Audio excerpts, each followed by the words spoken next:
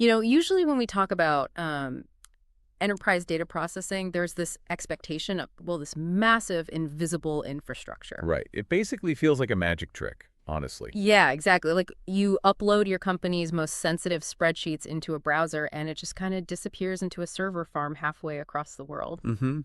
And a few seconds later, you get your dashboard. Right. And you just have to trust that the cloud vendor is keeping everything locked down, which is, a pretty big leap of faith for a lot of companies. It's the ultimate trade-off. I Yeah. mean, we surrender control, privacy, and frankly, a huge chunk of the budget to external vendors just for that convenience. But then you step into the world of localized edge computing, and suddenly that whole paradigm is just flipped on its head. Oh, completely. It's a totally different way of looking at things. So today we are taking a deep dive into the release documentation and the architectural blueprints for a system called datok.eu. And the mission for this deep dive is to explore its next frontier update. Which is such a fitting name, by the way. It really is, because it's fundamentally about turning standard, everyday local computers into powerhouse data operations centers, completely bypassing the cloud. I'm Alex, by the way. And I'm Sarah. So, to kick things off, since we are diving deep into running advanced AI and data pipelines directly on your own machine, I actually have a joke for you. Oh boy, we're doing this early today. Okay, lay it on me. Why did the language model refuse to go outside?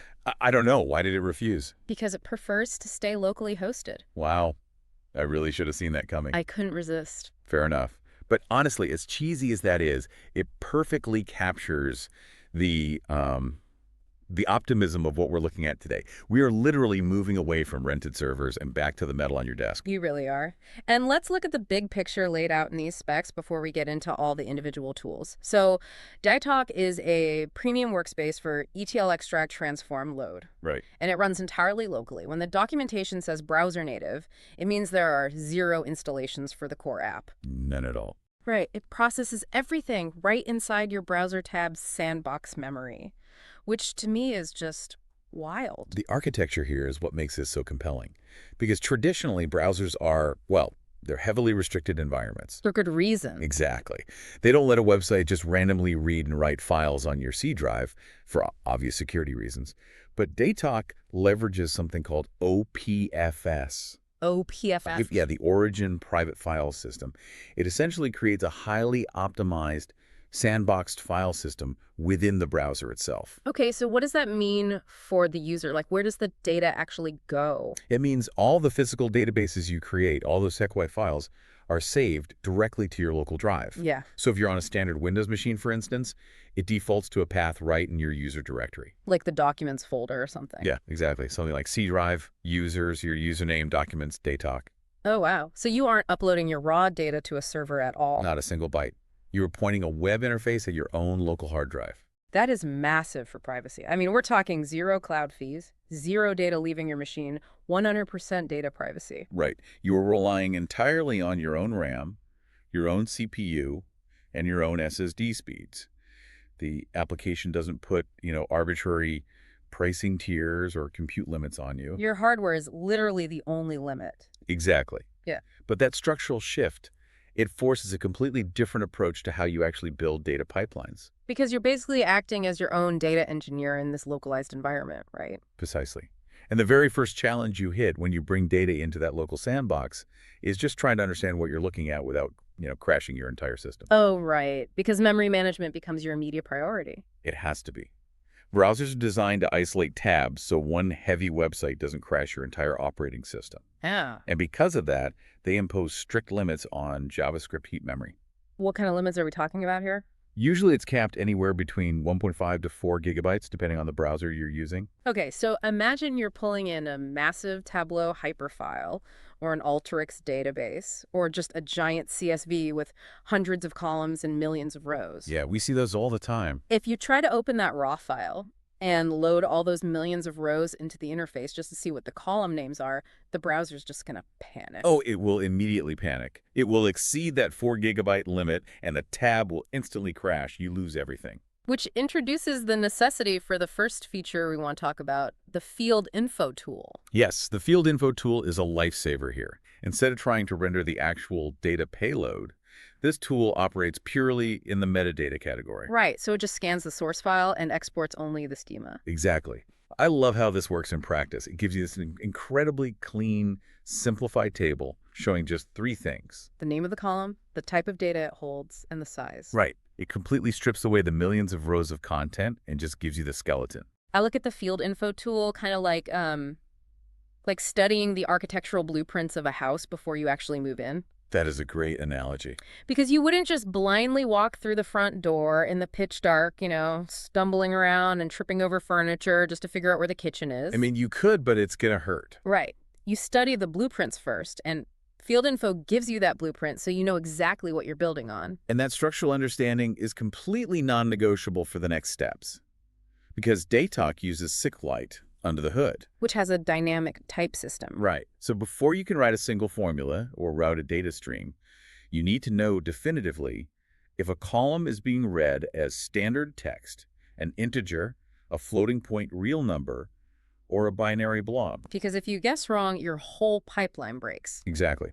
Once you have that blueprint, you take that knowledge over to the visual canvas to start actually constructing the pipeline. And datok utilizes a framework called Site-Escape for its viewport, right?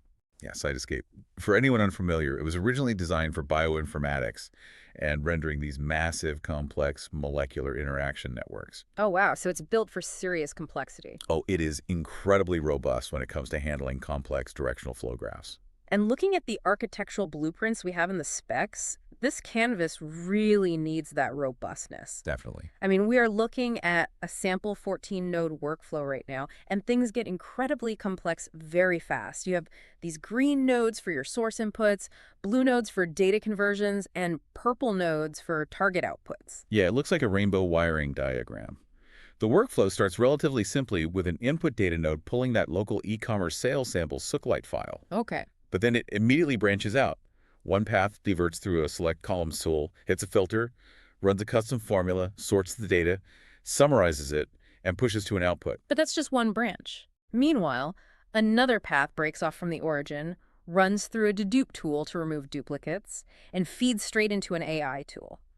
And then a third path breaks off to handle transpose and cross-step operations. It's a lot to keep track of. When you are the sole data engineer managing all of this on your local machine, visual organization stops being a cosmetic preference, and it basically becomes a strict operational requirement. Absolutely. Without a way to organize that Site-Escape canvas, you inevitably create what we call spaghetti logic. Spaghetti logic? Yeah, it's a common trap in visual programming.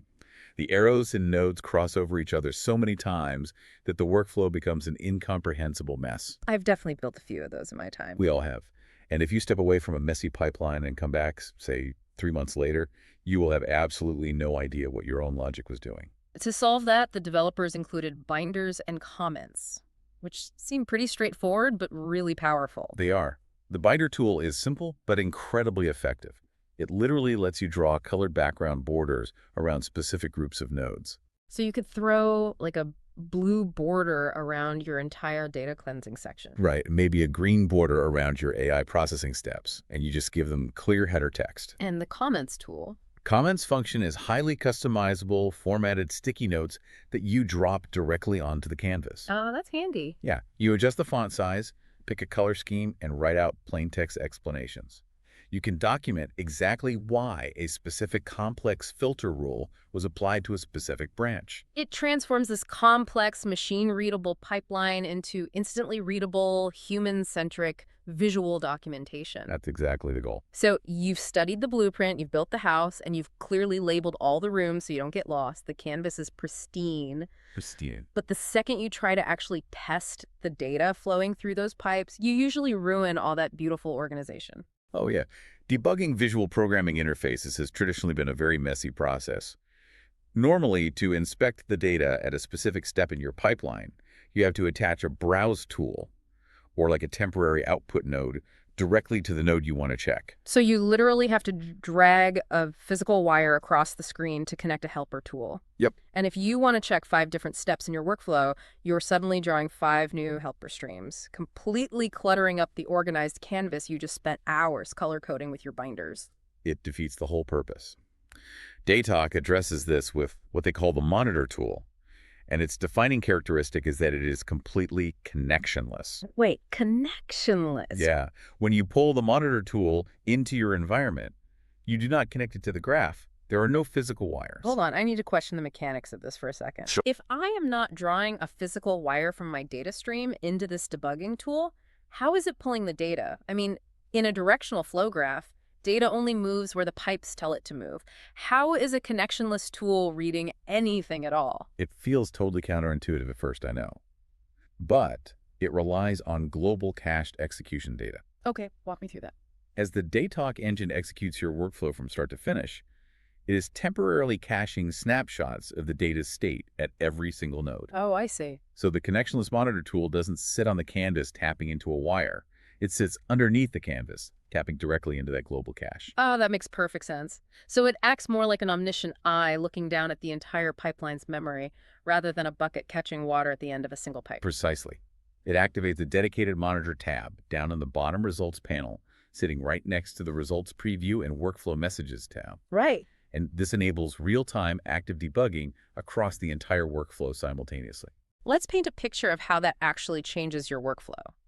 Let's say you have a 20-node pipeline, and you are trying to figure out why a specific customer's order, say order number 5542, isn't showing up in your final output. That's a classic scenario. Right. You know it went into the input node, but somewhere in the mess of filters and joins, it just vanished.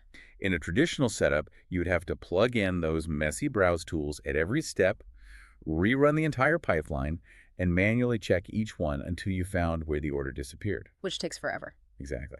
But with the monitor tool, you open the bottom tab, and it gives you a checklist of all the unique fields currently present anywhere in the workflow. So you just check the order number field? Yep.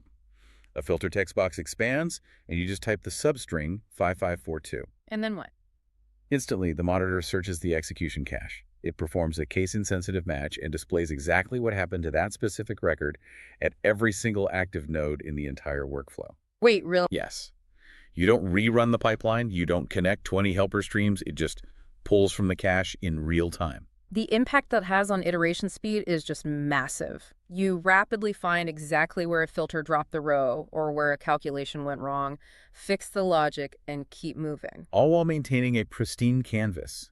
You get total visibility into the data flow without the mess. And having that level of clean, rapid debugging is essential because you are going to need it when you start integrating the most complex feature in this entire update. Oh, here we go. Once the data is understood with field info, mapped cleanly with binders, and debugged with the monitor tool, it is time to unleash the actual transformations. This is the part everyone's been waiting for. This is the crown jewel of the next frontier update. We are talking about local AI, the AI Ollama LLM tool. Yes. This node allows you to use artificial intelligence for text classification, summarization, and data cleansing directly inside your pipeline.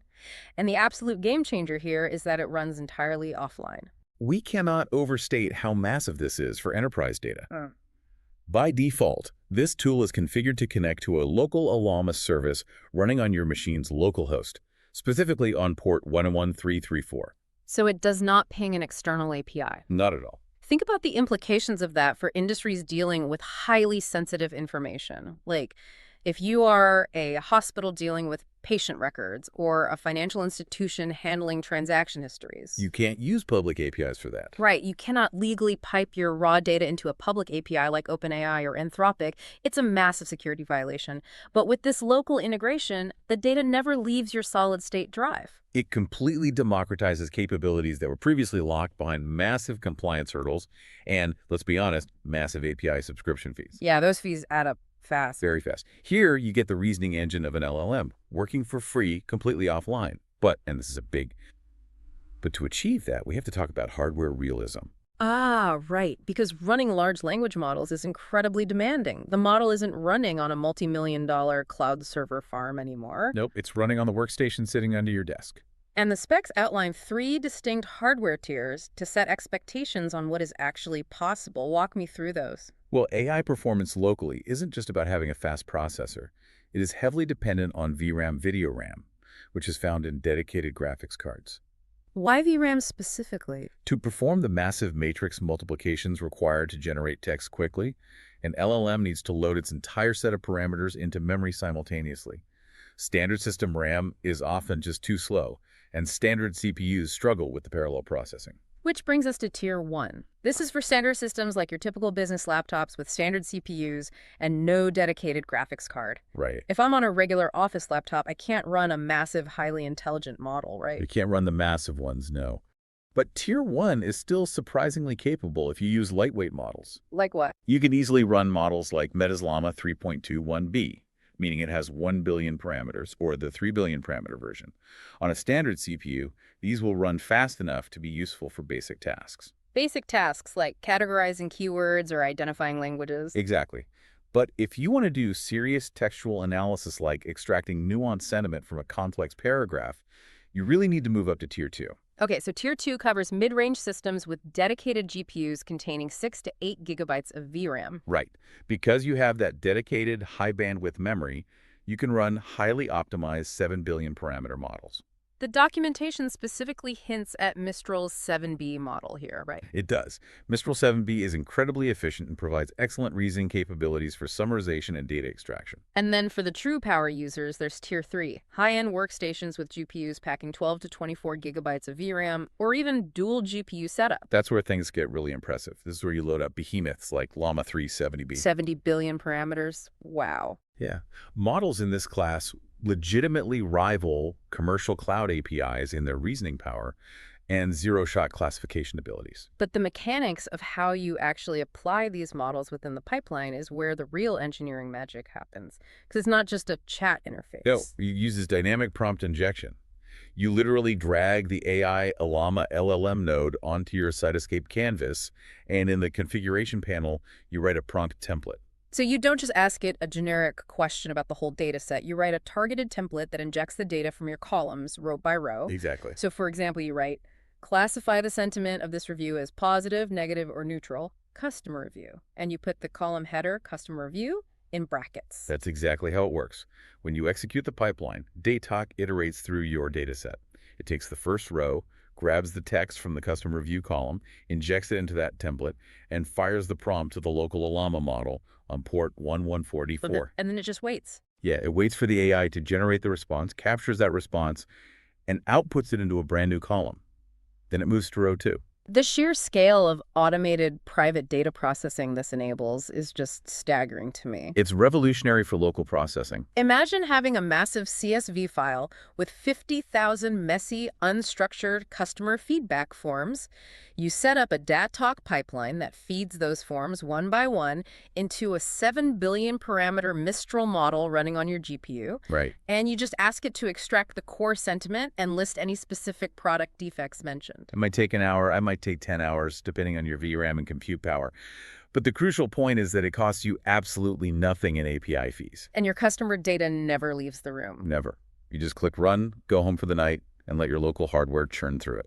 And because this AI node is just one piece of a larger ETL pipeline, you don't stop there.